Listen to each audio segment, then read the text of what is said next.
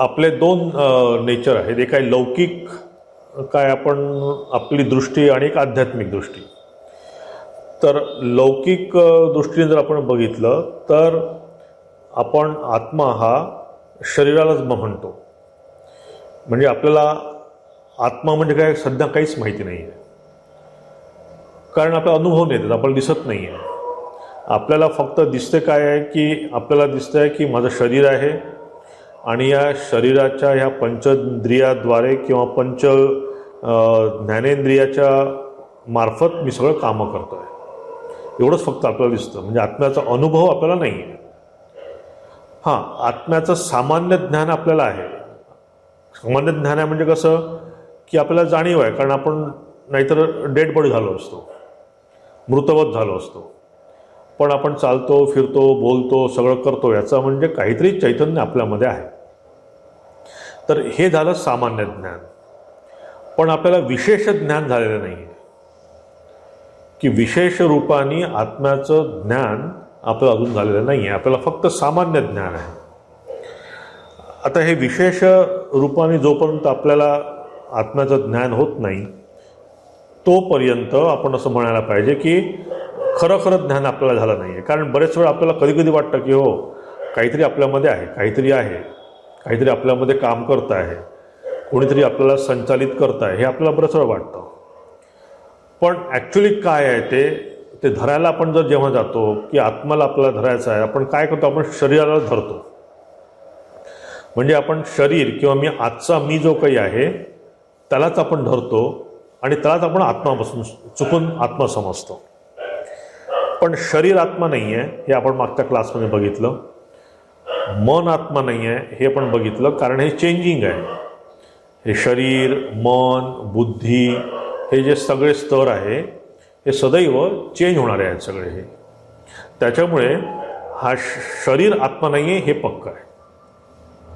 कारण शरीर जर आत्मा असतं तर म्हणजे मी लहानपणाचा आत्मा म्हणायचा की या वयामध्ये असलेला त्याला आत्मा म्हणायचा, की अजून 10 वर्षांत म्हातारा होईल तेव्हा त्याला आत्मा म्हणायचा. माझं शरीर चेंज होतं, आत्मा कधी चेंज होत नाही. पण तरीही आपल्याला त्या आत्म्याचं पूर्ण आकलन होत नाही. कारण हे शरीर कसं आहे ना, शरीर हे षड्विकार आहे. षड्विकार या शरीरामध्ये आहेत. त्याला अस्ति, जायते, वर्धते, परिणमते, अपक्षीयते आणि विनश्यती, की या 6 स्टेजमधनं शरीर जात असतं. म्हणजे काय, अस्ति म्हणजे आपण ह्या शरीर घेण्यासाठी आपण कन्सीव्ह होतो. नंतर वर्धते, छोटं असतो आपण तेव्हा, एक जस्ट स्मॉल असा आयटम असतो. मग जायते, मग आपण बर्थ घेतो. नंतर वर्धते, आपण मग हळूहळू मोठं होतो, वयाने मोठं होतो, असं वाढत जातो. मग विपरिणमते म्हणजे त्याच्यामध्ये परिणाम होतात. म्हणजे मी लहान असताना वेगळा होतो, जवान असताना होतो वेगळा, आता वेगळा झालो, विपरिणमते. नंतर अपक्षीय, त्याच्यामध्ये हळूहळू विकृती येते, शरीरामध्ये मनामध्ये हळूहळू विकृती येते. आणि सगळ्यात शेवटी स्टेज आहे ते विनश्यती. एक दिवशी हे शरीर जाऊन गळून पडतं. तर या संसारामध्ये ज्या काही गोष्टी तुम्ही बघता, पशु, पक्षी, झाडं, पानं, आपण, मी, तुम्ही, सगळे हे आपण सगळे या षड विकारातनं जात असतो. परंतु आत्मा या षड विकारांमधनं कुठनंच जात नाही. तो या षड विकारांना जे प्राप्त होतं ते शरीर होतं, आत्मा नाही. हे इथे आपल्याला हळूहळू जेव्हा आत्म्याबद्दल आपण बोलतो आहे तेव्हा ह्या गोष्टी आपण काही गोष्टी, इम्पॉर्टंट गोष्टी समजून घ्यायला पाहिजे. आणि तो अकर्ता आहे. आपण मागच्या वेळेस बघितलं होतं की तो करत काहीच नाही, तो आहे म्हणून सगळं चालतं. जसं आपण बघितलं की लाईटचं उदाहरण आपण मागच्या क्लासमध्ये घेतलं होतं, की तो लाईट आहे म्हणून मी त्या लाईटच्या अंडर मी सगळं काम करू शकतो, बोलू शकतो, बघू शकतो, सगळं करू शकतो. लाईट आहे तोपर्यंत मी ते आहे, आणि इथून समजा मी निघून गेलो तर लाईट असेल पण मी त्याला बघण्यासाठी नसणार आहे. म्हणजे शरीर निघून गेलं तर मी आत्मा असणारच आहे, पण आत्म्याला बघण्यासारखं मी नसेल. तर हे समजून घ्यायला पाहिजे. जसं इलेक्ट्रिसिटी फॉर एक्झाम्पल, की तुम्ही एक 100 वॅटचा लॅम्प लावला, एक 500 वॅटचा लॅम्प लावला, एक 50 वॅटचा लॅम्प लावला. आता हे लॅम्प आहे आपलं वेगवेगळं शरीर, पण त्यामध्ये कॉमन काय आहे? इलेक्ट्रिसिटी. इलेक्ट्रिसिटी नसेल तर त्या लॅम्पला काही अर्थ नाही आहे. तुम्ही स्विच ऑफ करा, तो कितीही 500 वॅटचा लॅम्प असू दे, कितीही 1000 रुपयाचा असू दे, तो जळणारच नाही. पण ही इलेक्ट्रिसिटी आपल्याला दिसते का? नाही दिसत. आपण म्हणतो स्पेस आपल्याला दिसते का? आज मी या रूममध्ये बसलो आहे, या रूममध्ये इतकी स्पेस आहे, पण उद्या समजा ही रूम पाडली मी, तर काय होईल? ती स्पेस काय झालं? या रूममधली स्पेस या अनंत स्पेसमध्ये एक होऊन गेली. म्हणजेच आत्मा असंच असतो की या शरीरामध्ये जो आत्मा आहे तो जेव्हा आपला जातो तेव्हा काय होतो की हा आत्मा या विराट आत्म्यामध्ये मर्ज होतो. तो कुठे जात नाही, तो वाढत पण नाही, कमी पण होत नाही, काहीच होत नाही. तर हा आत्म्याचं हे काय आहे ना, कारण हे कसं आहे समजायला कठीण काय आहे, आपण आत्म्याला बघू शकत नाही.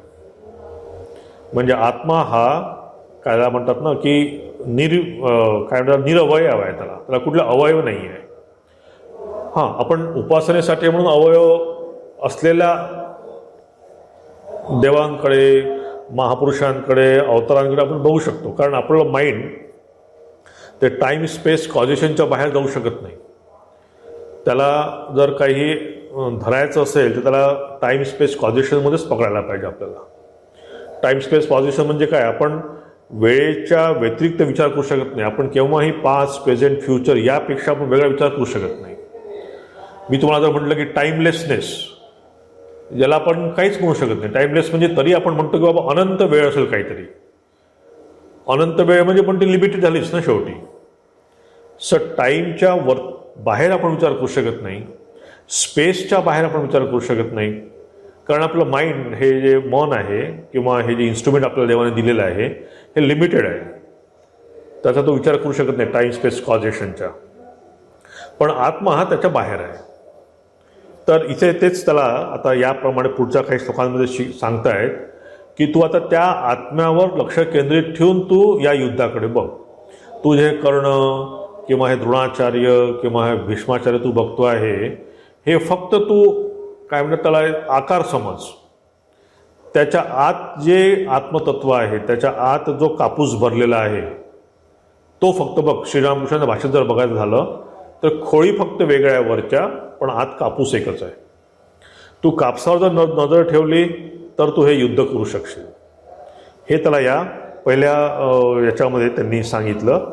आणि आपण तेव्हा मागे भरपूर डिटेलची चर्चा आपण केली होती की हा आत्मा कसा काय म्हणतात त्याला अकर्ता आहे. हे आपण बघितलं की आत्मा काही करत नाही, करतो ते मी करतो.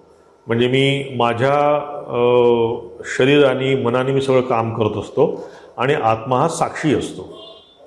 जसं आपण त्या कॅमेऱ्याचं उदाहरण घेतलं होतं. तो कॅमेरा सगळे फोटो काढतो, पण त्या फोटोमध्ये कॅमेरा नसतोच, कधीच नसतो. पण एक लक्षात ठेवायला पाहिजे की कॅमेराशिवाय फोटो पण निघत नाही.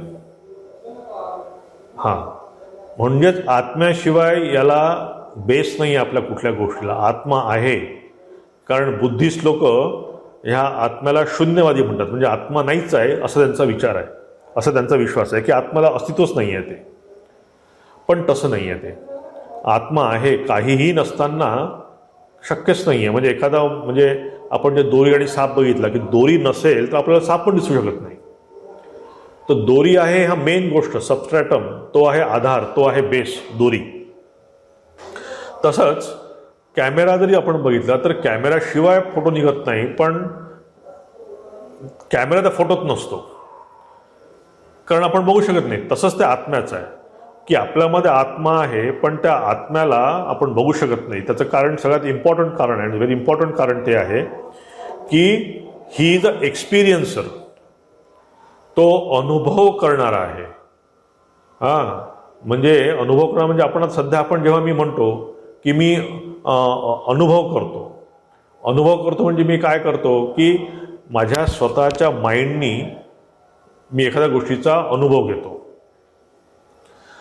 पण हा आत्मा अनुभव करता आहे किंवा तो त्याला म्हणतो आपण तो म्हणजे या सगळ्यांचा साक्षी आहे हे जरा कळायला आपल्याला अजून थोडासा वेळ लागतो.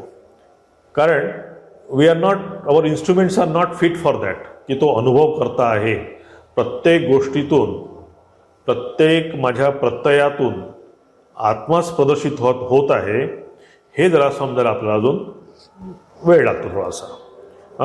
ते आपण पुन्हा काही काही उदाहरणाद्वारे आपण हळू त्याला बघू पुढे कसं होतं. तर आता हे पहिल्या श्लोकामध्ये त्यांनी सांगितलं की अशोचानन्व शोचस्त्वम प्रज्ञावादांश भाषसे गतासून गतासूंश्च नानुशोचन्ते पांडिता, की तू यासाठी तू शोक करू नकोस. तुला जर पंडित असशील, तुला जर पंडितासारखं व्हायचं असेल तर तू या जे सध्या आहेत तुला दिसत आहेत आणि जे गेलेले आहेत त्याबद्दल शोक करू नकोस. आता पुढच्या श्लोकामध्ये ते म्हणतात, न तेवाहम जातु नासम नत्वम नेमे जनाधिपाः न चैवन भविष्याम सर्वे वयमतः परम. की इथे पुन्हा त्याचा रिपिटेशन, आता पुढचे काही काही श्लोक रिपीटेड आहेत. म्हणजे 11वा श्लोक आहे हा मेन, की या श्लोकाला धरून पुढचे काही श्लोक पूर्ण जात आहेत. तर इथे म्हणतात तर की न तू एव एहम जातु नासम नत्वम नेमे जनाधिपाः, की असं समजू नकोस की तू कधी नव्हतास, म्हणजे फक्त शरीराने नव्हतो आपण, पण आत्मा या रूपाने सदैव आहोत. कारण आत्म्याचा विनाश होत नाही. म्हणजे समजा एखादा 0 वॅटचा मी लॅम्प लावला, तो लॅम्प गेला, मी काय केलं, तो 0 वॅटचा काढला आणि 100 वॅटचा लावला. तो 0 वॅटचा लॅम्प निघून गेला, पण 100 वॅटचा लॅम्प आला की त्याच्या जागी. पण त्याच्यामध्ये इलेक्ट्रिसिटी जी वाहणारी होती ती सदैव होतीच, फक्त मी लॅम्प चेंज केला. इलेक्ट्रिसिटी गेली नाही, इलेक्ट्रिसिटी आहेच. तसंच तू जर विचार करशील की मी कधी नव्हतो, आता मीच सध्या अर्जुन म्हणून आलेलो आहे आणि हे सगळे काय म्हणतात त्याला हे कौरव आलेले आहेत, असं नाही आहे. हे फक्त हे चेंजिंग आहे, म्हणजे नतू आहे. हे कसं विचार करू नको की भविष्यामध्ये कधी नव्हते किंवा भूतकाळामध्ये कधी ते नव्हतं, असा विचार करू नको. आत्मा हा सदैव आहे. आता फॉर एक्झाम्पल उदाहरण घेऊ आपण एक, की एखादं आपण मातीचं भांडं बनवतो, ठीक आहे. आता तुम्ही समजा एखाद्या ठिकाणी कुंभाराकडे गेला तर कुंभाराकडे तुम्ही बघाल की तिथं माती ठेवलेली आहे, ठीक आहे. दुसऱ्या दिवशी तुम्ही गेलात, तुम्ही बघितलं की तिथे छान त्यांनी एक मडकं तयार करून ठेवलेलं आहे. पहिल्यांदा माती होती, मग मडकं तयार झालं, त्याला आपण मडकं नाव दिलं. आणि तिसऱ्या दिवशी तुम्ही जेव्हा गेला तेव्हा ते मडकं फुटलेलं होतं. आता ह्या तिन्ही गोष्टीत काय झालं आहे, सत्य काय आहे की माती सत्य आहे.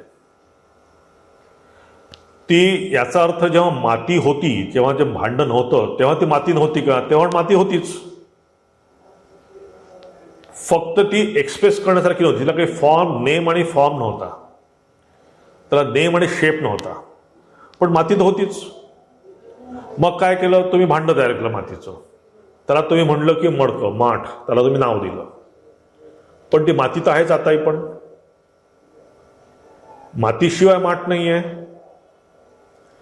आणि नंतर काय केलं तुम्ही की तो जो माठ आहे तो फोडला. म्हणजे काय झालं, फोडल्यानंतर पण ती माती राहिलीच आहे की तिथे, माती कधीच नव्हती असं नाही झालं. तर ह्या तिन्ही स्टेजमध्ये झालं काय, या तिन्ही स्टेजमध्ये झालं कसं की माती सत्य आहे.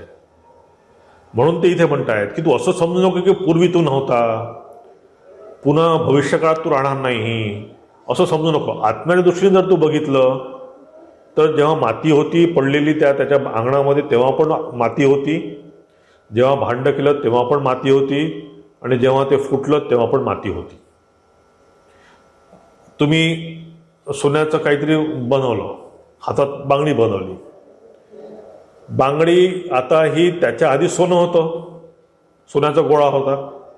मग तुम्ही सोनाकडे जाऊन काय केलं, त्याची माती केली, त्याचं हे केलं, तुम्ही बांगडी केली.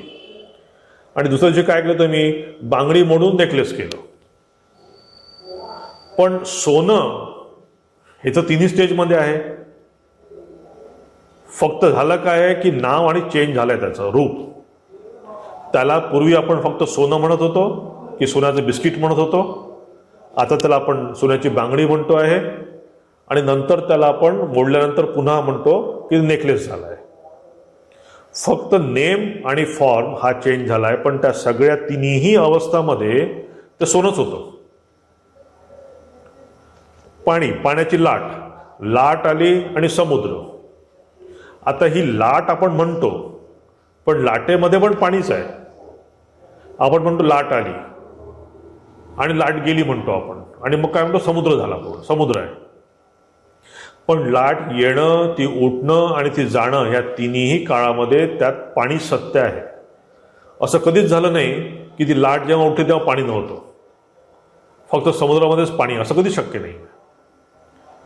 म्हणून इथे भगवंत म्हणतायत की तू असा विचार का करतोयस की मी यांना मारणार आहे, ते माझे गुरुजन आहेत. हा विचार करणं तुझा चुकीचा आहे.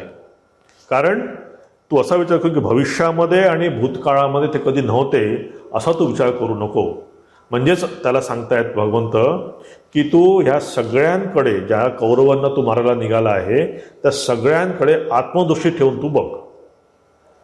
जर तू आत्मदृष्टी ठेवली तर तुला हे जे दुःख होत आहे की मी यांना कसा मारू, ते माझे भाऊ, ते माझे गुरुजन, हा तुझ्यामध्ये भेद राहणार नाही. जसं आपण उदाहरण की मडकं आहे, सुरई आहे किंवा इतर गोष्टी, आपण फक्त ते काय बघतो आपण की वेगवेगळ्या छान छान गोष्टीचा आपण आकाराने बघतो. त्या छान छान गोष्टींना आपण कवटाळून बसतो, नाही ते खूप फार छान आहे, फार सुंदर दिसतंय, मी ठेवलं त्याला. तुम्हाला जर दोन गोष्टी तुमच्या समोर दिल्या किंवा दोन गोष्टीपैकी तुम्ही एक घ्या, तुम्ही काय म्हणतात नाही ही छान दिसते, मी छान ठेवतो. पण तुम्ही ठेवली कुठली आहे, ती मातीच ठेवली आहे जवळ. अल्टिमेटली तुम्ही जर बघाल तर रिजेक्ट पण केली मातीच आहे. फक्त आपण फॉर्म बाहेरचा बघतो, नाव आणि रूप याला आपण बघतो. आणि इथे श्रीकृष्ण सांगतायत की तू हे नाम रूप सोडून तू फक्त आत्म्याकडे लक्ष केंद्रित कर. ते जर केलंस तर तू हे युद्ध करायला सक्षम होशील.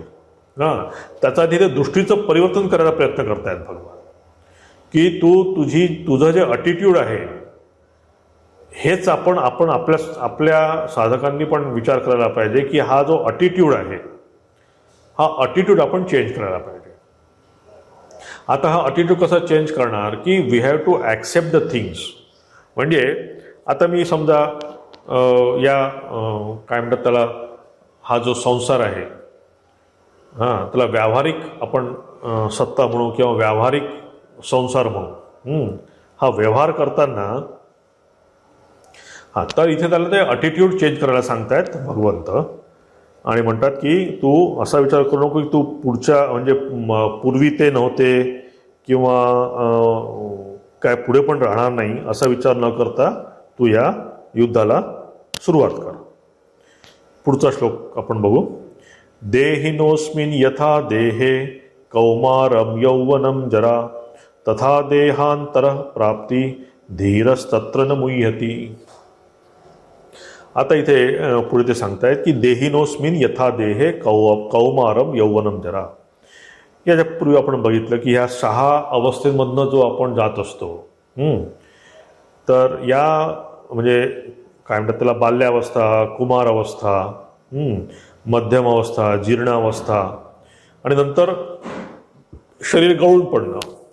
तर या 6 अवस्थेमधनं ते म्हणतात की देह जो आहे किंवा शरीर, देहिनोस्मिन यथा देहे कौमारम यौवनम जरा तथा देहांतर प्राप्ती. की या शरीराच्या ह्या तू लिमिटेशन बघ. की हा देह जो आहे, तुझा देह किंवा ह्या भीष्मांचा देह, कर्णाचा देह, हे सगळ्या देहांना या 6 स्टेजेसमधनं जावं लागणार आहे. आणि एक दिवशी ते जाणार आहे शेवटी. आज तू मारलं नाही तर ते उद्या जातील. तर ही दृष्टी ठेवून तू विचार कर की तू आत्मा आहेस आणि तू शरीर नाही आहे. कारण शरीर हे निघून जाणार आहे. शरीर हे परमनंट नाही आहे. परमनंट काय आहे? फक्त आत्मा परमनंट आहे. मग आता इथे प्रश्न येतो की मग आपलं शरीर जर निघून जाणार असेल तर मग आपण काय हे करायचं, म्हणजे आपण शरीरासोबत कसा विवेक करायचा, कसं त्याच्याशी ॲटिट्यूड ठेवायचा. आपण बरेच वेळा ऐकतात, म्हणजे मी बोलताना ऐकतो की ते महाराज ते काही कसंही असू देत, पण ते शेवटच्या क्षणी ना ते लवकर निघून जाणं बरं आहे. ते नळ्या लावून ठेवलेल्या आहेत, आपण त्या इकडून नळ्या लावा तिकडे लावलं, तसं आपल्याला ते नको आहे. ते झोपेत आपण निघून गेलं चांगलं. हां, ह्या सगळ्यांचा आपला हा विचार असतो की हे आपण निघून जायला पाहिजे. कारण काय, we have taken this attitude की हे जे शरीर आहे हे फार त्रासदायक आहे आणि या शरीराच्याकडनं आपल्याला प्रचंड त्रास होणार आहे. कारण आपण शेवटपर्यंत आताच विचार करतो आहे. म्हणजे मी असं म्हणेन की समजा मी असा विचार केला की बाबा शेवटच्या क्षणामध्ये मला असा त्रास होऊ नये, पण इन बिटवीन म्हणतो समजा मला ज्ञान झालं तर माझ्या शरीराबद्दल असा वेगळा विचार राहणार आहे का? नाही राहणार आहे. पण आपण इतकं त्या शरीराला सत्य समजून बसलो असतो की आपण आताच समजतो की त्या डेथ बेडपर्यंत पण मे बी मी तसाच राहणार आहे. हां, तसाच मी अडकत राहणार आहे किंवा काय होणार आहे. सो द थिंग इज, आपण आपल्या शरीराची काही आपण चेंज करू शकत नाही. जे काही आपल्याला मिळालेलं आहे शरीर ते काही आपण चेंज करू शकत नाही. पण काय चेंज करू शकतो? त्या शरीराकडे बघण्याचा अटिट्यूड चेंज करू शकतो की हे शरीर कशासाठी आहे माझ्यासाठी, की it is good for transaction. म्हणजे या शरीरात जर आत्म्याचा विचार करायचा असेल, आत्म्याचं दर्शन प्राप्त करून घ्यायचं असेल, देवाचं दर्शन प्राप्त करून घ्यायचं असेल, तर मला शरीर आवश्यक आहे. आणि त्यासाठी म्हणून जे काही मला करायचं आहे ते मी या शरीराची सगळी काळजी घेईल, सगळं करेन. हां, पण त्याचसोबत मी एवढं पण मनात ठेवेन की ते परमनंट नसून त्याच्या आत असणारा जो आत्मा आहे तोच परमनंट आहे. हा जर आपण अटिट्यूड ठेवला, हा जर आपण विचार केला, हां, तर आपल्याला हा असा त्रास होऊ शकत नाही. हां, कारण जसं आपण एखादा ड्रेस, एखादा काय म्हणतो त्याला, फाटला, आपला शर्ट फाटला तर आपण त्याला कवटाळून बसतो का? सोडून देतो. हां, तर तसंच हे शरीराचं पण आहे की जेव्हा या शरीराच्याकडनं हे काम होणार नाही तेव्हा आपण शरीर सोडून देऊ.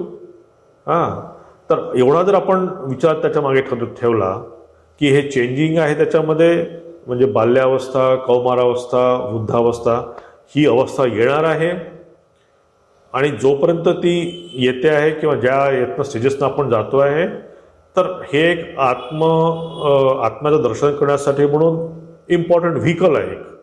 हेच मला पुढे घेऊन जाणार आहे. त्यासाठी म्हणून मी सगळं कोणी गोष्ट करायसाठी मला तयार आहे. हा थोडासा आपण अटिट्यूड ठेवायला पाहिजे. म्हणजे या शरीराबद्दल आपण घृणा करणार नाही किंवा शरीराबद्दल आपण काय म्हणतो त्याला निगेटिव्ह विचार आपण करणार नाही. पण त्याच्यासाठी काय आपण सदैव म्हणजे शरीरात घेऊन बसायला पाहिजे असं नाही. इथे फक्त हा मध्यम साधायला पाहिजे की शरीराला इम्पॉर्टन्स किती द्यायचं आणि किती द्यायचं नाही. म्हणजे शरीराचे चोचले पूर्ण वेगळं आणि शरीर जसं आहे त्याला एक माध्यम समजून त्याची पूर्ण काळजी घेणं हे वेगळं. हां, तर इथे ते म्हणतात की तथा देहांतर प्राप्ती तत्र न मुह्यती. कोण म्हणजे कोण असा शोक करत नाही? धीर. की धीर माणूस ह्या अशा हे चेंज होणाऱ्या शरीराकडे बघून तो धीमान, तो मोहात तो अडकत नाही. आता अर्जुन कसा त्या शरीराच्या मोहात पडला आहे. अर्जुन त्या सगळ्यांना म्हणजे भीष्म, द्रोणाचार्य त्यांना बघून त्या शरीराच्या प्रेमात पडला आहे तो. तर इथे ते म्हणतायत की अरे शरीर जाणार आहे, ते आता आहे नाही आहेत, उद्या नाही आहेत ते. हां, तर म्हणून आता ह्या त्याच्यानंतरच्या पुढच्या श्लोकात ते म्हणतात, मात्रा स्पर्शास्तु कौंतेय शीतोष्ण सुखदुःखदाः आगमापायिनो नित्या तांसी दीक्षस्व भारत. आता इथे सांगितलं त्यांनी की बाबा शरीर तू नाही आहे, शरीराकडे तसं बघ. पण भगवंताला पण माहीत आहे की ते इतकं सोपं नाही आहे की मी तुम्हाला लेक्चरमध्ये असं म्हटलं की बाबा ते शरीर नाही आहे, शरीराकडे तेवढंच लक्षात ठेवावं, शरीरात तेवढंच बघावं त्याच्याकडे. मीच रूममध्ये जाऊन पुन्हा ते रात्री थंडी पडेल की काय, मग शालिनी होईल की काय, मग ते होईल की काय, त्याचे 10 वेळा विचार करतो आपण. ही खिडकी लावू की ती खिडकी लावू, की फॅन 1 वर ठेवू की फॅन 2 वर ठेवू. सो भगवंतांना पण माहिती आहे की हे इतकं सोपं नाही आहे. आयडियल हे असं आहे, हे असा विचार करायलाच पाहिजे सदैव आपण. त्याचे चोचले पुरवू नये हे बरोबर आहे. तर त्याचा अटिट्यूड कसा ठेवावा, अजून थोडं प्रॅक्टिकल भगवंत येतात आणि ते म्हणतात, मात्रा स्पर्शास्तु कौंतेय शीतोष्ण सुखदुःखदाः आगमापायनो नित्यान तान तितिक्षस्व भारत. इथे ते म्हणतात की थोड तू तितिक्षा ठेव, की आगमापायनो नित्य, की हे येणार आहे आणि जाणार आहे, शीत आणि उष्ण. जसं म्हणजे आता हिवाळा होता, आता हिवाळा आला आणि हिवाळा गेला, आता उन्हाळा येणार आहेत, उन्हाळा येईल उन्हाळा जाईल. तर या म्हणजे हा जो हे जे शरीर आहे, हे जे अनात्मा शरीर आहे, याचं नेचर तू समजून घे. याचं नेचर जर आपण समजलं की याला आता कोणाला म्हणजे या शरीराला सदैव आत्म्याला काही सुख पाहिजे नसतं, दुःख पाहिजे नसतं. हे सुख कोणाला पाहिजे असतं? या शरीराला पाहिजे असतं, मनाला पाहिजे असतं, की मला AC पाहिजे, मला रूम पाहिजे, मला अजून अंगावर ओढायचं आहे, थंडी वाजते आहे, मला मला असंच लागतं, मला तसंच लागतं. हे बरेच वेळा आपण जर तुम्ही थोडंसं जर बघितलं ना, की शरीराचे डिमांड्स फार कमी असतात, मनाच्या डिमांड्स खूप असतात. Because mind wants security in every place. म्हणजे त्याला ते इतकं इनसिक्युअर आहे आपलं मन. म्हणजे तुम्हाला जर रात्री झोपायच्या वेळेस तुम्ही एक शाल घेतली तरी आपण आजूबाजूला एक ब्लँकेट ठेवतो. रात्री लागलं तर कदाचित त्या दिवशी रात्री त्या शालीने काम होऊन पण जाईल किंवा होणार पण नाही. पण जर शालीने होत नसेल तेव्हा ब्लँकेट घेऊ, तसं नाही. शाल तर ठेवलीच आहे, मग ब्लँकेट पण ठेवलं पुन्हा बाजूला. आपल्या बँकेत 50 लाख रुपये आहे, पण उद्या जर बँकेत रेट ढासळले तर अजून 25 लाख असायला पाहिजे, म्हणजे मग हे होईल. हां, तर ही जी नाही, तुमचा काय प्रत्येकाचा यात वेळ जातो असा. प्रत्येकाचा वेळ जातो याच्यामध्ये. तुमचा वेगळ्याने जातो, आमचा वेगळ्याने जातो. सो ही इनसिक्युरिटी, मला म्हणायचं कसं की इनसिक्युरिटी असते आपली मनामध्ये. करोना आला तर करोना आहे कुठे, करोना आला तर मग तसं होऊ शकेल, मग मी असं करू, मग मी तसं करू, मग मी नाकाचं हे घेऊन ते पाणी पिईन, मग मी ते उन्हात उभं राहीन, मग मी ते होमिओपॅथी खाईन, मग मी ते ॲलोपॅथी खाईन. तर हे कशासाठी आहे मी असं म्हणत नाही. त्याला काळजी घ्यायला पाहिजे. समजा आता करोना आहे म्हणून काय मला काय त्याच्या समोर जाऊन उभं राहायचं नाही आहे माझ्या. म्हणजे श्रीरामकृष्ण त्या त्रिगुणातीतांना महाराजांना म्हणतात, त्रिगुणातीतांजी महाराज एकदा कुठे मला ते स्पॉट आठवत नाही, कुठे गेले होते आणि त्या गावातले लोक ते असे गावात फिरत होते. एक तिथे मोठा बंगला होता आणि तो बंगला त्या भूतांनी झपाटलेला होता. तर गावात लोकांनी म्हटलं की इथे जाऊ नका, इथे भूत असतं वगैरे वगैरे. तर तिकडे म्हटलं तर कुठलं भूत आणि कुठलं काय आहे, सोडा हे सगळं. आणि ते तिथे गेले. तिथे गेल्यानंतर जसे ते त्या मेन हॉलमध्ये घेतले, तिथे त्यांना एक खूप अक्राळ विक्राळ असं शरीर तिथे आलं आणि त्यांना म्हणजे खायला जाईल असं अशा टाईप ते एक असं शरीर येऊन त्यांना अटॅक करायला आलं. तेवढ्या वेळात श्रीरामकृष्ण येऊन त्यांना बाजूला सारलं. तेव्हा ठाकूर नव्हते, तेव्हा शरीरामध्ये नव्हते. ठाकूरने त्याला बाजूला सरकवलं आणि ठाकूर म्हटले की जेव्हा मृत्यू निश्चित आहे तेव्हा तो कशाला जातोय तिथे. म्हणजे जेव्हा त्यांनी सांगितलं की बाबा इथे भूत आहे किंवा असं काही निगेटिव्ह स्पिरिट आहे तर तो ऐकायला पाहिजे होतं तिथे. तर तसंच आपण म्हणजे आपल्याला करोना होणार नाही किंवा हे होणार नाही म्हणून मी काही त्याच्यासोबत आपल्याला जाऊन लढायचं नाही आहे. त्या करोना पेशंटला घेऊन की मला गळ्यात घालायचा नाही आहे. तर सांगायचा उद्देश असा की त्या शरीराचे चोचले न पुरवतात त्याबद्दलचं ॲटिट्यूड फक्त चेंज करणं आहे. म्हणजे ॲक्सेप्टन्स की बाबा मला असं झालं आहे, ठीक आहे झालं आहे. आमच्या इथे पुण्याला आमचे एक इनमेट्स होते, त्यांना काही आता काय शरीरात शेवटी त्यांना डायबिटीस झाला. मग मला झालाच कसा डायबिटीस, मलाच का झाला, त्यासाठी त्यांनी एवढे प्रयत्न केले, 15-15, 20-20 किलोमीटर चालणं, काय मग हे खा, मग त्याचा रस प्या, मग त्याचं हे करा, मग काय नाही त्यांनी केलं. हे सगळं करता करता करता इतके बारीक होऊन गेले की तेव्हा त्यांचं शरीर त्याच्यामुळे जे ढासळलं ते कधी उठलंच नाही, वरती आलंच नाही शरीर त्यांचं या सगळ्या प्रयत्नामध्ये.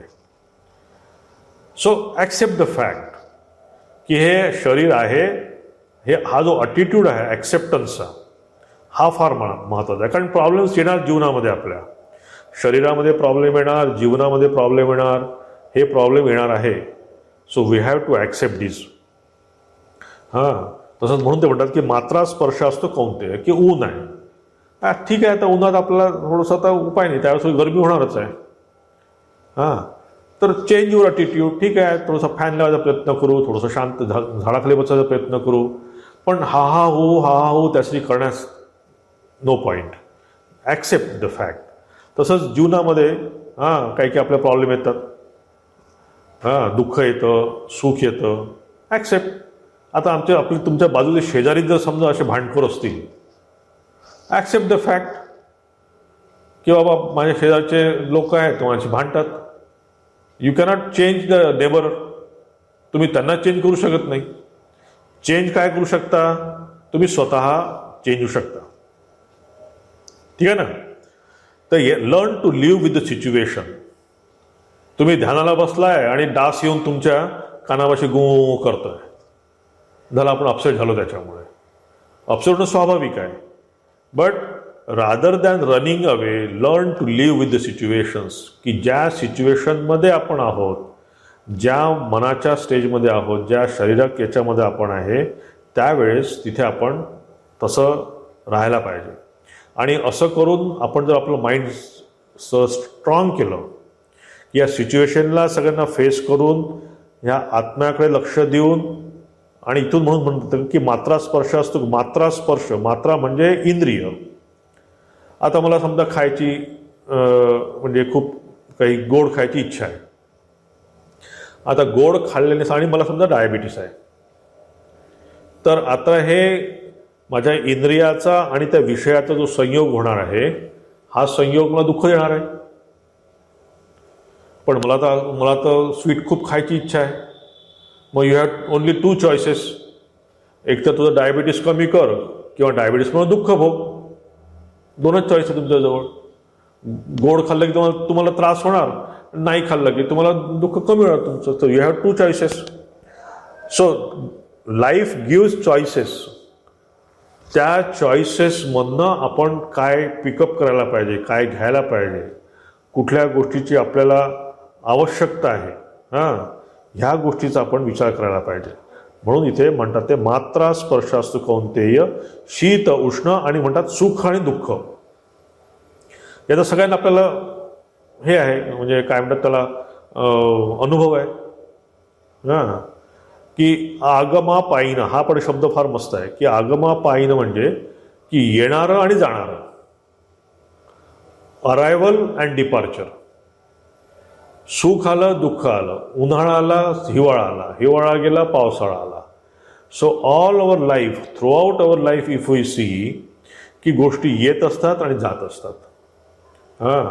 त्या रामायणामध्ये फार सुंदर एक ते भजन आहे ना, सुधीर फडकेंनी गायलेलं आहे, की ते 2 ओंडके येतात समुद्रामध्ये किंवा ते येतात जवळ आणि ते भेटतात आणि पुन्हा एका लाटेने ते जातात separate. And this is life. Actually life is like this. की आता बऱ्याच वेळा आपल्या लाईफात लोक येतात, एकत्र येतात, जातात, परत येतात, पण त्या सिच्युएशनला घेऊन ते जर आपण डोक्याला घेऊन बसलो की काय ते दिवस होते, तेव्हा मी किती छान होतो, तेव्हा तो होता, हा होता, तो होता, ठीक आहे, आठवण करणं ठीक आहे, त्यावेळेस त्या स्मृती काढून त्याचा एन्जॉय करणं ठीक आहे, पण त्याच्यामुळे त्रास करून घेणं कठीण आहे.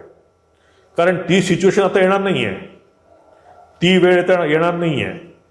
म्हणजे जेव्हा आपण पुण्याचं मोठं मंदिर झालं होतं, तेव्हा कित्येक लोक येऊन मला म्हणायचे की मला ते छोटं मंदिर होतं ना, छोट्या मंदिरामध्ये फार छान ध्यान व्हायचं. आता हे कसं आहे, आता छोटं मंदिर मोठं मंदिर नाही, ठाकूरच आहे दोन्हीकडे. But this is what mental block. Sometimes V block our self, our mind, आणि हे मेंटल ब्लॉक्स आपल्याला खरी अडचण तयार करतात. आपण we have come to the conclusion की नाही, हे असंच आहे, हे असंच होतं, तेव्हाच चांगलं होतं, आता खराब आहे, आता नंतर आहे. सो वी शुड ॲक्सेप्ट की आगमा पायीनं, की गोष्टी येणार आहे आणि जाणार आहे. सुख होणार आहे, दुःख होणार आहे, जाणार आहे. आज हा माणूस आहे, उद्या तो माणूस नाही आहे, परवा वेगळाच माणूस येईल समोर. तर या सुखदुःखाच्या, जसं हे मात्रा स्पर्श असतो कोणते, शीत उष्ण, सुख दुःख, आणि हे आगमा पायीने, हे फार इम्पॉर्टंट म्हणतायत की जाणार येणार आहे. Don't pay much attention. तुला काही वेळापुरतं वाटेल की बाबा यांचा खून म्हणजे यांना मी मारलं, द्रोणाचार्यांना मी मारलं, गुरुवरांना मारलं, तुला काही वेळापुरतं वाटेल ते. But if you see the आत्मा, हां, हे काहीच नाही आहे. सो मेंटली प्रिपेअर्ड आणि फाईट इथे ते म्हणतायत. पुढे ते म्हणतायत, हां, मेंटल ब्लॉक म्हणजे कसा की आपण विदाऊट एनी प्रॉपर जजमेंट एखाद्या गोष्टीच्या कन्क्लुजनला येणं. हां, की विदाऊट म्हणजे एखाद्या गोष्टी काही म्हणजे समजा एखाद्या माणसाबद्दल तो माणूस एखादा तुमच्याशी कोणीतरी तसं बिहेव केलं, फॉर एक्झाम्पल म्हणजे एखादं तुम्हाला बरोबर वाटलं नाही की ते माझ्याशी व्यवस्थित बिहेव केलं नाही, तर अशा वेळेस मी जर त्या कन्क्लुजनला आलं की हा माणूस असाच आहे, दॅट इज मेंटल ब्लॉक. की मी मला त्याचं लिमिट केलं. पण इफ यू थिंक की तो माणूस असा का वागला, असं तर नाही आहे तो माणूस, मे बी त्याला काही त्याचे पर्सनल प्रॉब्लेम असतील.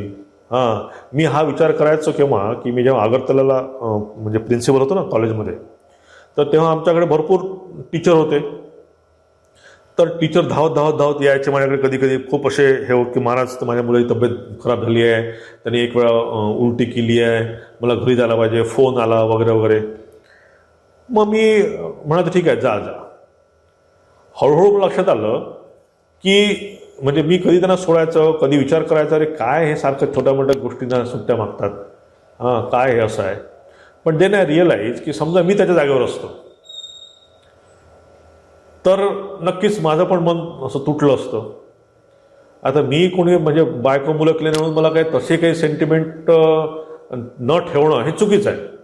म्हणजे मी तर त्यांना म्हटलं असतं की काय हे नुसते काय म्हणजे काहीतरी कारणं शोधत असतात सुट्ट्या काढायचे, काहीतरी कारणं सांगून नुसते जात असतात, असं जर म्हटलं दिस इज माय मेंटल ब्लॉक. आणि मी सगळ्यांकडे तसंच बघितलं असतं. त्यात काहीतरी असे काही लोक होते पण ठीक आहे, त्यांना you have to isolate them. पण त्यांच्या जागी जाऊन विचार करणं की तो कुठल्या परिस्थितीत असेल, तो कुठल्या परिस्थितीतून तो बोलला असेल, हां, या गोष्टींचा जर आपण विचार केला तर बरेच वेळा आपल्या ह्या फिक्स्ड आयडिया असतात काही म्हणजे आपल्या लाईक्स अँड डिसलाईकबद्दल फार फिक्स्ड असतात की तो माणूस तसा राहिला तरच तो चांगला, तो जर असा राहिला तर चांगला नाही. हे साधारण माणसामध्ये आहे. स्वामी सारदानंदांकडे जेव्हा स्वामी पहिल्यांदा प्रथम गेले होते, स्वामी विवेकानंद, तेव्हा सारदानंदांनी तसाच विचार केला होता की सारदानंदजी रूममध्ये बसले आहेत, स्वामीजी आले, कुठे केस आहे त्यांचे, कुठे चपला आहेत आणि कसे बसले आहेत, हां गाणं काय गुणगुणतायत, कुणाकडे त्यांचं लक्ष नाही आहे, काही नाही आहे. म्हणजे एखाद्या माणसाने म्हटलंच की ते ॲरोगंट मुलगा आहे. स्वामी सारदानंद म्हणतात की काय हा किती ॲरोगंट मुलगा आहे, म्हणजे त्याला काही त्याचं नाही आहे. पण जेव्हा जसे ते स्वामींच्या क्लोज गेले देन ही रिअलाइज की आत हिरा आहे हा माणूस, बाहेरनं काय बघतोय आपण. हां, तर आपण आपल्या प्रत्येक गोष्टीबद्दल, शरीराच्याबद्दल, आपल्या स्वतःबद्दल, आपल्या नातेवाईकांबद्दल, या समाजामध्ये, what I mean to say is that we should be open our mind. ठीक आहे, त्यात काही लोक असेही असतील की जे रिपीटेड ऑफेन्स करतात, म्हणजे रिपीटेड वागणं तसंच आहे. समजा एखादी व्यक्ती आहे की रिपीटेडली तुमच्याशी तसं वागते आहे, then we can isolate them. हां, त्यांना आपण सांगितलं आहे की बाबा इथे उपेक्षा, की हाय हॅलो नमस्कार चमत्कार बस संपलं. की ठाकूर म्हणतात ना की ठाकूरांकडे एक साधू आला होता आणि खूप असा तो हा ओरडत होता वगैरे वगैरे, सगळं ठाकूरांच्या रूममध्ये गेला, खूप ओरडायला लागला तिथे. तो ठाकूर उभे राहिले तर हात जोडायला लागले आणि क्रोधी नारायण आला म्हणून. तो नारायण पण क्रोधी नारायण. म्हणजे काय की तोंडापुरतं स्थळ त्याला नमस्कार करणं बरं आहे, त्याची दोस्ती करणं शक्य नाही आहे. तर आपण काही लोकांशी मिसळू शकतो, काही लोकांशी मित्रत्व करू शकतो, काही लोकांना आपण दूर ठेवायला लागतं. बट तिथेच विचार करायला पाहिजे की पहिल्यांदा विचार करायला पाहिजे की आपण आपल्या याच्यात काही जर आपण काही आयडियामध्ये अडकलेलं नाही आहे. नाही, तसं नाही आहे की रिपीटेडली तुम्हाला तसा वागतोय, मी थोडा एक प्रयत्न केला त्या माणसाही व्यवस्थित वागायचा पण तो तसा वागत नाही आहे, देन ओके ठीक आहे, माझ्याशी त्यांच्याशी जमणार नाही आहे, तेवढ्यापुरतीच त्यांची मैत्री किंवा तेवढ्यापुरतीच माझी ओळख ठीक आहे.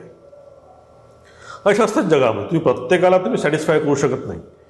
And if you try to satisfy each and every person in the life, तुम्ही संपलं, तुमचं लाईफ निघून गेलं. हां, तर या मेंटल ब्लॉकमध्ये निघणं म्हणजे हे थोडा विचार करणं, थोडंसं त्याच्याबद्दल सिच्युएशनमध्ये, कधी कधी त्या माणसांच्या सिच्युएशनमध्ये जाऊन विचार करणं, हा थोडासा विचार करणं. कधी कधी त्याच्यामध्ये आपण आपल्याला त्रास पण होतो बरेच वेळा. हां, तर समजायचं दिस इज व्हॉट लाईफ इज. तर इथे आता ते म्हणतात आणि पुढच्या श्लोकामध्ये म्हणतात ते की यम हि न व्यथयन्ते ते पुरुषम पुरुषर्षभ समदुःख सुखम धीरम सोमृतत्वाय कल्पते. की असा जो माणूस की जो मात्रा स्पर्श म्हणजे शीत उष्ण सुख दुःख या सगळ्या गोष्टींमध्ये जो धीर आहे त्याला म्हणतात तितिक्षा म्हणतात त्याला. सहनम सर्व दुःखानाम अप्रतिकारपूर्वकम. की सगळ्या सुख जीवनात येणारे सुख दुःख या सगळ्या गोष्टींकडे अप्रतिकार कुठल्याही मनात रिॲक्शन न येता. ही रिॲक्शन फार महत्त्वाची असते की रिॲक्शन न येता जर तुम्ही फेस कराल दॅट इज तितिक्षा. ही फार महत्त्वाची आहे. आपण बरेच वेळा उपाय नसतो म्हणून फेस करतो. उपाय नसणं फेस करणं त्याला तितिक्षा म्हणत नाही, ती बळजबरी झाली आपण. पण कुठल्याही प्रकारच्या आपल्या मनामध्ये विकार न येता या शीत उष्ण त्याचसोबत सुख दुःखाचा मध्ये राहणं, निर्विकार राहणं, हे आहे तितिक्षेचं लक्षण. आणि अशा वेळेस ते म्हणाल की यम ही न व्यथयन्ते, की असा माणूस जो व्यथित होत नाही. समदुःख सुखम धीरम, की सुखामध्ये आणि दुःखामध्ये जो माणूस स्थिर असतो, म्हणजे त्याला म्हणतात द फॅकल्टी ऑफ इंड्युरन्स, की तो सगळ्या गोष्टीमध्ये स्थिर आहे, धीर आहे, तितिक्षावान आहे. दॅट इज कॉल्ड मेंटल इंड्युरन्स, की त्या माणसामध्ये मानसिक शक्ती त्याची स्ट्रॉंग आहे. तो छोट्या मोठ्या गोष्टींना रिॲक्ट होत नाही, तो छोट्या मोठ्या गोष्टींनी इरिटेट होत नाही, तो छोट्या मोठ्या गोष्टींवरून चिडत नाही. नाही तर बरेच वेळा आपण चिडणं, पनिशमेंट देणं ह्या गोष्टी होतात. सो दिस इरिटेशन, काय म्हणतात त्याला, रिॲक्ट करणं, इरिटेट होणं, दुसऱ्या कोणाला काय म्हणतात त्याला पनिश करणं किंवा दुसऱ्या कोणाला दोषारोप करणं न करणं म्हणजेच धीर माणूस.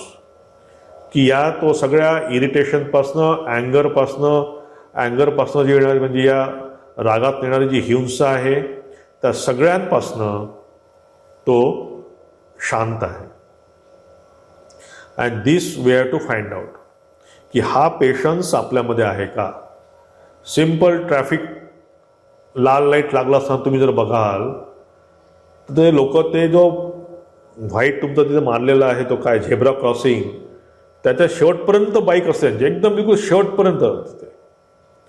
विमानात तुम्ही प्रवास करा, विमान जसं लँड झालं, एवढे विमान प्रवासी ते स्वतःला खूप एज्युकेटेड किंवा मोठे समजतात, सगळेच्या सगळे लोक उठून उभे राहतात. अजून ते टर्मिनलमध्ये लागलंच नाही आहे विमान, तिथे त्याला 5-10 मिनिटं बाकी आहेत, गेट लागायचं आहे, उघडायचं आहे, पण हे सगळे सो कॉल्ड एज्युकेटेड लोक उठून उभे राहिले.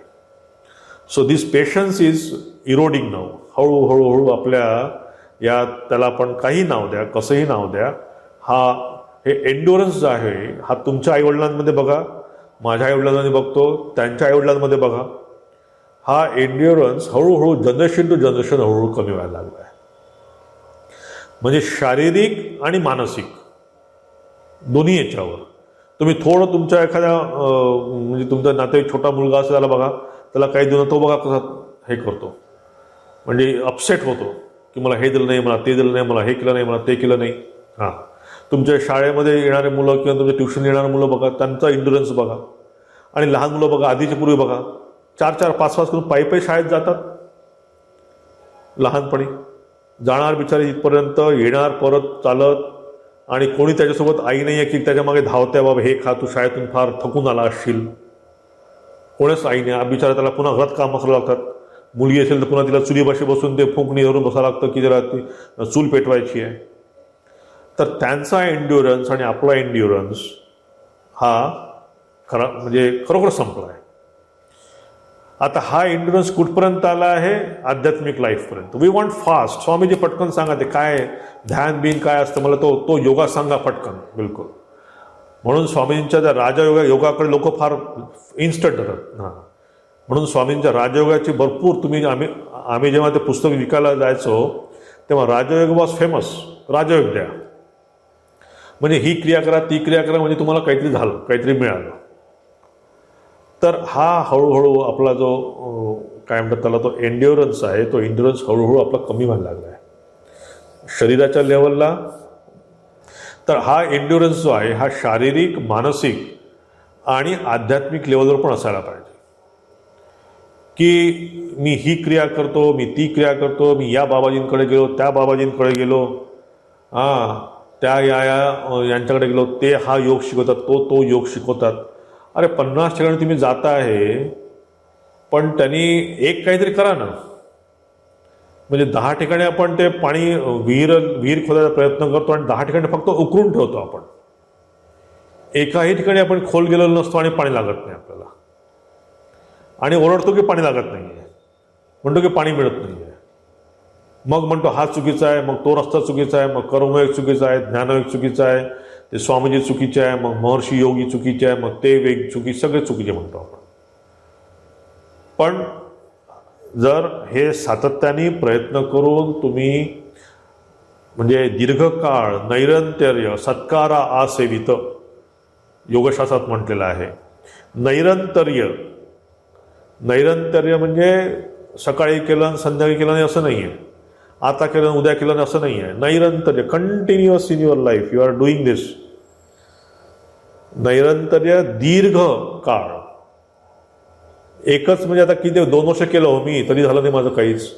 मी तो जॉब करतो की गुरुने तुम्हाला 108 सांगितलं तर मी ते किती 1000 करतो पण तरी काही होत नाही आहे. तसं नाही आहे ते. नैरंतर्य दीर्घकाल.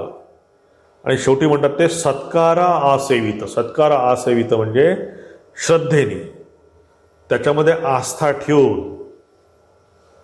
काय होईल माहीत नाही बाबा, आता मला हे होईल की नाही. तिथं मंत्र तर घेतला मी, गुरुदेवांनी दिला मंत्र, पण काय होतं माहीत नाही. यांनी म्हटलं म्हणून मंत्र घेतला, ते म्हणतात म्हणून मंत्र घेतला, काय होईल माहीत नाही. तसं नाही की त्यामध्ये पूर्ण सत्कारा आसेवित, त्याच्यामध्ये कंप्लीट आस्था ठेवून, मन प्राण देऊन, त्याच्यामध्ये श्रद्धा आणून, श्रद्धा ओतून आपण ते करायला पाहिजे. आणि हे जर केलं आपण तर नक्कीच कुठल्याही तुम्ही मार्गाने जा, कसंही करा, तुम्ही तिथे पोचणारच आहात. तर खरी गोष्ट आहे की आपल्यामध्ये पेशन्स आपण ठेवायला पाहिजे.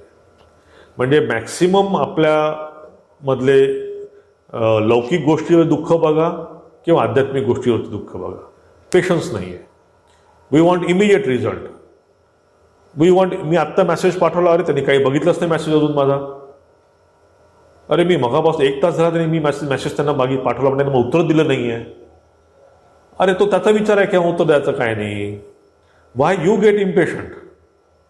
तुम्हाला काही विचारायचं, तुम्हाला काही पाठवायचं, तुम्ही पाठवलं, that's okay, but why you get impatient.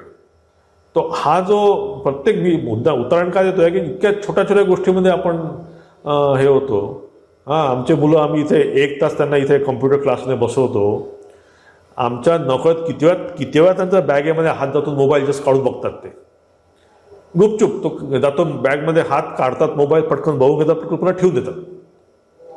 त्यांना सांगितलं की मोबाईल वापरू नका, पण त्यांना ते 1 तासामध्ये ते 2-4 वेळ त्यांना ते हात त्यांचा जातोच तिथे. So we have to increase the patience.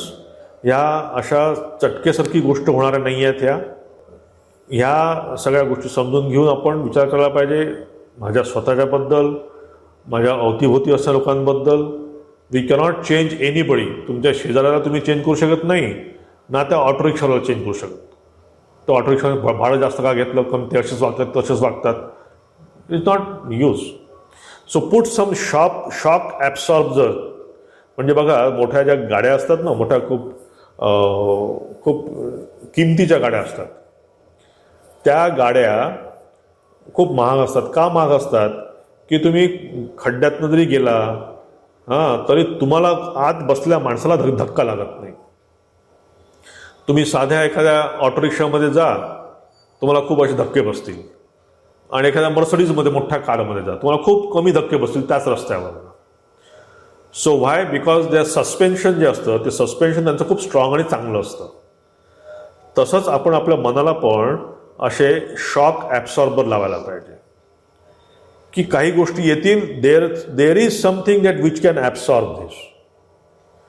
म्हणजे स्वामी विवेकानंदांना त्याचे वडील म्हणतात की या जगामध्ये एक गोष्ट लक्षात ठेव की कधीच कुठल्या गोष्टीचं आश्चर्य व्यक्त करू नकोस, because everything is possible in this world. तो असा का वागला, त्यांनी असं का म्हटलं, त्यांनी तसं का केलं, तो असं मला वाटलं नव्हतं असं करेन मला. So don't think about this. Just manage your सेल्फ. जास्त रिॲक्ट न करता मॅनेजेबल ठेवायचं माइंडला. Just that is our work. की ठीक आहे, आलं गेलं. मला आता राग आला कुठल्या व्यक्तीचा, पण ठीक आहे. तर संस्कृत म्हणतात ना की उत्तमे क्षण कोपस्यात, ते म्हणतात मध्यमे घटिकाद्वयम. अजून काय आहे ते अधमस्यात अहोरात्रम पापिष्ठे मरणांतकम. की ते म्हणतात की जो उत्तम माणूस आहे त्याचा राग जो आहे, क्रोध, त्याचा क्षणामध्ये जातो. जो मध्यम आहे त्याचा दोन घटिका टिकतो. मध्यमे घटिकाद्वयम, 2 क्षण त्याचा राहतो. अधम अहोरात्रम, म्हणजे एखादा अधम माणूस जो आहे त्याचा रात्रभर त्या डोक्यात चालू असतं की त्यांनी मला असं का म्हटलं, त्यांनी मला तसं का म्हटलं, त्यांनी तसं का केलं, मी त्याच्यासाठी इतकं केलं, मी त्याला काय काय नाही केलं त्याच्यासाठी, मी पूर्ण माझ्या त्याच्यासाठी वेळ दिला, माझं सगळं त्यांना दिले, मी इतके वर्ष त्यांची सेवा केली, सगळं केलं, आणि ते काय केलं त्यांनी. सो आणि ते म्हणतात पापिष्ठे मरणांतकम, की जो पापी माणूस आहे तो मरेपर्यंत हे धरून ठेवतो मनामध्ये. तर इथे फार सुंदर सांगितलं आहे की इथे आपण आता स्वतःला चेक करायला पाहिजे की आपण उत्तम ह्याच्यात बसतो की मध्यम ह्याच्यात बसतो की अधम ह्याच्यात बसतो की कुठे बसतो.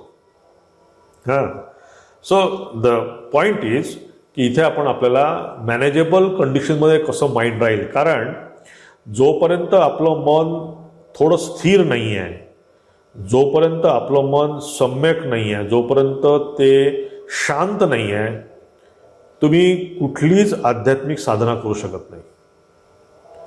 आपण बरेच वेळा म्हणतो की माझं मन लागत नाही, माझं मन बसत नाही, मेकॅनिकल वाटतं, खूप प्रयत्न करतो पण होत नाही. बट वी मस्ट अंडरस्टँड की हे मन आपलं या काय म्हणतात त्याला, या साधारण जगामध्ये, व्यावहारिक जगामध्ये हे मन वावरत असतं. आणि याच मनाने आपण आध्यात्मिक राज्यात पण वावरत असतो. तर हे एकच मन आपण व्यावहारिक जगामध्ये वापरतो आणि हे एकच मन आपण आध्यात्मिक जगामध्ये वापरतो. तर आध्यात्मिक जगामध्ये जर तुम्हाला त्याचा उपयोग करून घ्यायचा असेल त्या मनाचा, किंवा त्या मनाची शक्ती जर पूर्ण वापरायची असेल या आध्यात्मिक जगामध्ये, तर एक विचार ठेवायला पाहिजे आपण की त्या मनाला ह्या व्यावहारिक जगामध्ये जितकं त्याला मॅनेजेबल ठेवता आलं, जितकं त्याला त्याच्यामध्ये इरिटेशन कमी आणता आलं, जितकं त्याला शांत ठेवता आलं, तितकं चांगलं आहे. कारण त्यामुळे काय होईल की त्यामुळे तुमची जी शक्ती सेव्ह होईल. इथे शक्ती तुमची सेव्ह होणार आहे. या उगीचच्या गोष्टीमध्ये आपण आपल्या मनाची शक्ती खर्च करत नाही. तिथे जर आपण शक्ती सेव्ह केली तर तुम्ही ती चांगल्या वाचनामध्ये, मननामध्ये, निधिध्यासनामध्ये तुम्ही शक्ती लावू शकता. हे एक फार महत्त्वाचं आहे.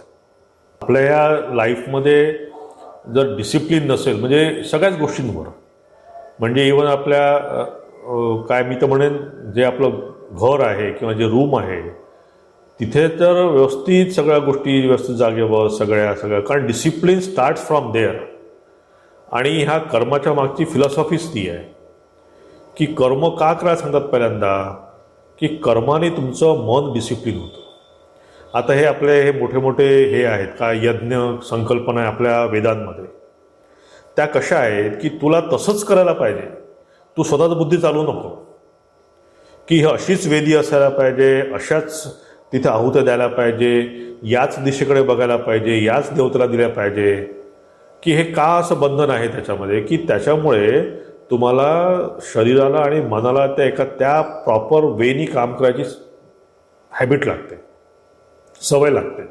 आणि तशी जर ती सवय लागली तर हेच माइंड तुम्हाला हळूहळू घेऊन जातं पुढे. म्हणून हे व्यावहारिक जगामध्ये आपल्याला खूप म्हणजे ज्या साधकांना थोडीफार आपल्याला प्रगती करून घ्यायची आहे, त्या साधकांनी व्यावहारिक जगामध्ये बऱ्याचदा खूप असं तरल राहायला पाहिजे त्यांचं मन, की कशी आपण ते मनाची शक्ती वाचवू, कसं आपण त्या मनाला डिस्टर्ब होण्यापासून वाचवू, कसं त्या मनाला इरिटेट होण्यापासून वाचवू. ह्या गोष्टी फार महत्त्वाच्या आहे. कारण तुम्ही बघा, तुम्ही ज्या दिवशी इरिटेट असाल, तुम्हाला ज्या दिवशी जास्त काळज्या असतील मनामध्ये, ज्या दिवशी तुमच्यावर खूप काही कामाचं प्रेशर टेन्शन असेल, त्या दिवशी बघा तुमचं जपण्यात होत नाही. कारण ते मन दोन्ही पातळीवर म्हणजे आध्यात्मिक आणि व्यावहारिक पातळीवर तुम्ही एकच मन घेऊन वावरता ना. तर त्यामुळे या 2-3 श्लोकात तिथे त्यांनी जे सांगितलं त्याचं कारण हे आहे, म्हणजे 12, 13, 14, 15 हे 3 श्लोक, की इथे त्यांचं सांगणं हेच आहे की तू या पूर्ण जगाकडे एका थोड्याशा अजून प्रॅक्टिकल लेव्हलनी पण बघ, की हे सुख येतं जातं हे आपल्याला माहिती आहे, हे शीत येते उष्णता येते जाते हे आपल्याला माहिती आहे. तर या सगळ्यांच्याकडे तू थोडंसं मॅनेजेबल तू स्वतःचं मॅनेज कर माइंड, जितकं शक्य आहे तितकं स्टेबल ठेवायचा प्रयत्न कर. Then only you will able to see atman. नाही तर सदैव आपण हे असंच मन असं टर्मॉईलमध्ये जर राहिलं आपलं सदैव मन, तर ते कधीच आत जाऊ शकत नाही. म्हणून आपल्या म्हणजे तुम्ही या पूर्ण आपल्या परंपरेमध्ये बघाल की लोक घर सोडून जातात, लोक हिमालयात जातात, लोक वेगळी कुटिया घेऊन राहतात, लोक नदी किनारी जातात, लोक या सगळ्यापासून जातात. कारण काय आहे की जितके शक्य आहे हे माझ्या मागचे त्रास किंवा जितकं शक्य इंटरॅक्शन जितकं कमी होईल तितकं माझं मन थोडं सेव्ह होईल. आता ह्या 2 गोष्टी आहेत, वेगळ्या गोष्टी. म्हणजे कसं की एक इंटरॅक्शन ॲक्च्युली कमी करणं आणि एक इंटरॅक्शन होत असताना पण तुम्ही स्वतःला वेगळं ठेवणं. की इंटरॅक्शन तुम्हाला करावं लागतं. तुम्ही संसारात राहता, आम्ही संसारात राहतो, आम्ही 50 लोकांशी भेटतो. तो here we have to learn की या इंटरॅक्शन करताना मी माझं कर्तव्य म्हणून मी काम करतो आहे, थोडं इंटरॅक्शन करतो आहे आणि मी त्यातनं पुन्हा परत येतो आहे, मी माझ्या फील्डमध्ये पुन्हा परत येतो आहे. ह्याची प्रॅक्टिस करणं. आता प्रत्येकाला हिमालय जाणं शक्य नाही किंवा प्रत्येकाला सगळं घरदार सोडून जाणं शक्य नाही आहे. पण मेंटली जर मी यातनं अलूफ राहिलो, मेंटली जर मी ह्या गोष्टी आत जाऊ दिल्या नाही, मेंटली जर मी माझ्या ह्या काय म्हणतात त्याला मनाला डिस्टर्ब नाही होऊ शकलो माझं मन, तर आपण आध्यात्मिक साधना पण फार चांगल्या प्रकारे करू शकतो. तर हाच या 3-4 श्लोकांचा आपण मथितार्थ बघितला. पुढचा श्लोक आपण पुढच्या क्लासमध्ये बघू. ठीक आहे. ओम शांती शांती शांती हरि ओम तत्सत. श्रीरामकृष्णार्पणमस्तु.